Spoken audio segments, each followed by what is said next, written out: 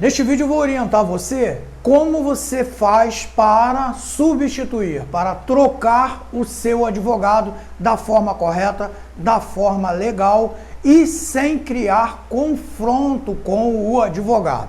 O que acontece é o seguinte, primeiro, tá? Há que se fazer uma distinção aqui. Quando o advogado está atuando corretamente, às vezes um processo, tá? Ele está 1 ano com o juiz para dar sentença, o advogado peticiona e não adianta nada. Isso aí não é motivo para a parte trocar o advogado dela, porque só o juiz pode dar a sentença. É ônus dele dar a sentença em um tempo razoável, mas às vezes eles não cumprem isso e o advogado não é culpado. Às vezes o advogado, tá, não está recebendo nada naquele processo, é um processo trabalhista, é um processo de defesa do consumidor, e ele está defendendo o consumidor ali, o processo demora 3 meses, a parte simplesmente já começa a achar que é o ônus do advogado acelerar, e não é por aí. O advogado tem limitações dentro do processo e ele não decide processo, quem decide é o juiz. Fora isso, tá? A troca do advogado eu considero que é possível quando, por exemplo, você concede poderes, dá a procuração, né?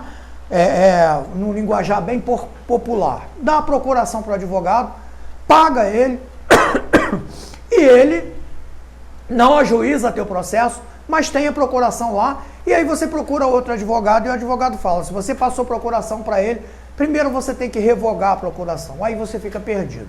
Tá? Às vezes você vê que você vai no advogado ou então liga para o advogado, ele fala, não, o seu processo está em Brasília para o recurso. Você olha o andamento, o processo já está arquivado há mais de 1 ano.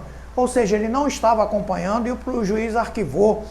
Quando há desídia do advogado ou quando há inépcia, né, profissional, ou seja, o advogado está cometendo erros que prejudicam os seus direitos, aí você pode sim trocar. E eu vou te explicar como é que você faz isso sem ter nenhum problema depois na justiça e sem perder os seus direitos. Em primeiro lugar, você deve procurar o seu advogado pessoalmente. Telefone, WhatsApp não serve para isso.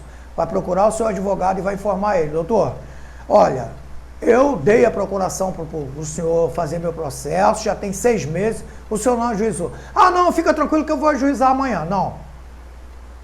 Não quero mais, tá?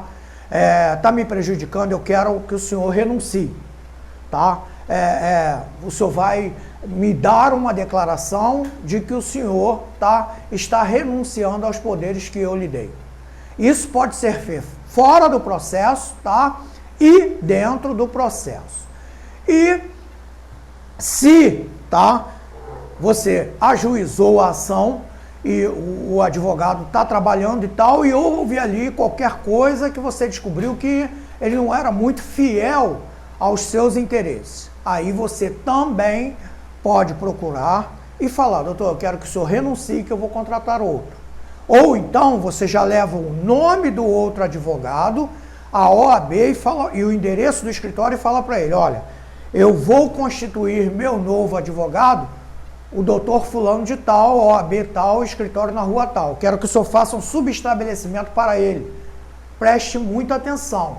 O subestabelecimento, nesse caso, tem que ser sem reserva de poderes.